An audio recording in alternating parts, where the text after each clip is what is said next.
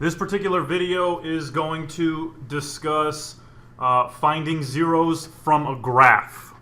And what I mean by graph is we're looking at a quadratic. Okay, remember we call quadratic, what we call them is we call them a parabola. And they look like a U. They're either, a U that goes up or an upside down U, but that is what they look like. Now, remember that I have some different words that mean the same thing. So one is what we call zeros, okay? Another one is what we call solutions. We got x-intercepts. And we have roots, okay? Now, these all mean the same thing. What actually is it? Just because they mean the same thing, we actually need to know the definition of what they actually mean. So all of those stand for the point, or points, so I'll say points, at which the parabola, or remember a parabola is a graph of a quadratic, right? So the points at which the graph of a quadratic or the parabola cross the x-axis. Okay, so for instance, if I have a graph here and I draw a parabola and it looks like this, okay, these points here would be my zeros. Again, it means it's when it crosses the x-axis, but it also is the value for the variable that makes y to equal 0. Okay, because remember an x-intercept is some number for x, comma 0. So this point here is some number, comma 0, because that's my that's my x-intercept, right? My y value 0. So in this particular instance, that's some number, right, comma 0. Again, it's your x-intercept. That means my y value is 0.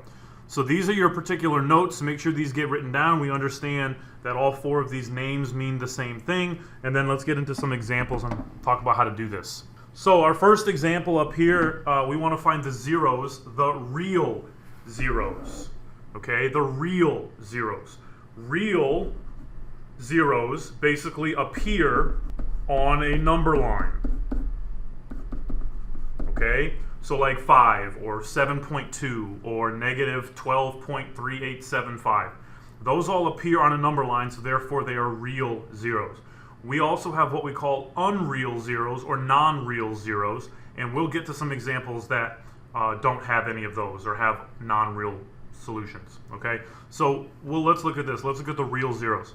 So if I look at this particular graph in blue here, I see that this particular graph crosses the x-axis, which is, remember this axis here, at two spots. It crosses at -4 and it crosses at 2. Well, those are my zeros. Those are numbers that appear on a number line, because remember the x and y axis are really just number lines. Okay, one's vertical, one's horizontal, but they're really just number lines. So because they appear on that number line, that is our value. So I'm going to write down -4. I'm going to write down 2. Remember, we put them next to each other with a comma separating so that we have different values.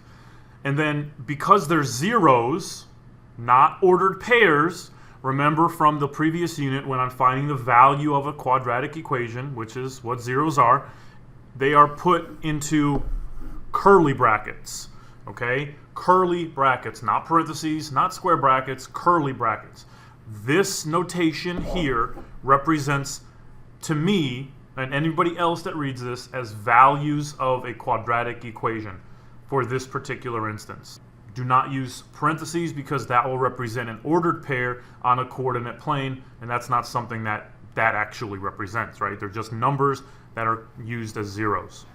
Okay, let's look at this particular problem here. Again, I want to identify the real zeros of this graph.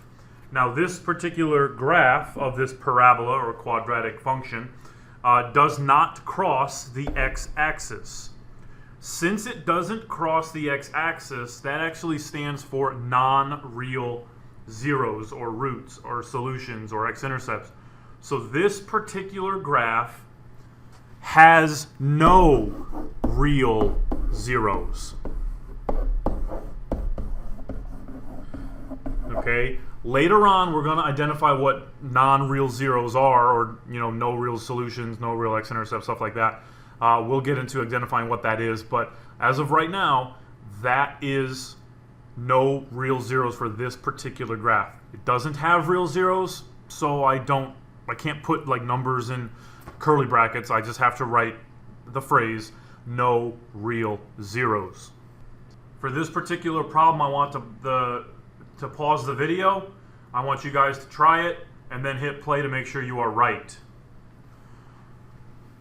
So if I look at the graph here, I notice that it does cross twice.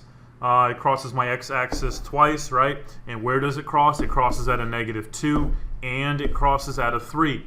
So that is those are my zeros. Now, does it matter if I put 3, -2? Like my order changes. Okay, that doesn't matter as well. It doesn't matter the order in which zeros appear as long as they appear the right way. Like -2 and 3 has to appear that.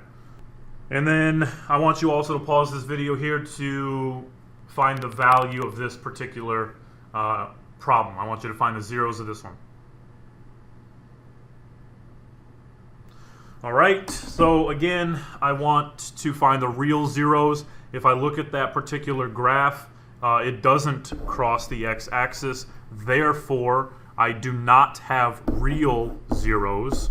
So I am going to put no real zeros. Now, could I put solutions in its place? Yeah. Remember I said the same thing. Could I put roots in its place? Yeah. Could I also put x-intercepts in its place? Yeah, because they all mean the same thing. What I don't want to see is if you use, if you forget these 4 words that mean the same thing and you put no real numbers. Well, numbers doesn't tell me anything because I don't know what that stands for. So that is something that is not acceptable. But zeros, solutions, roots, x-intercepts, any one of those words are interchangeable. Means we can use them whenever we want to. So those all are acceptable. This concludes finding real zeros from a graph. Remember, we're dealing with parabolas or quadratic functions, U-shaped graphs.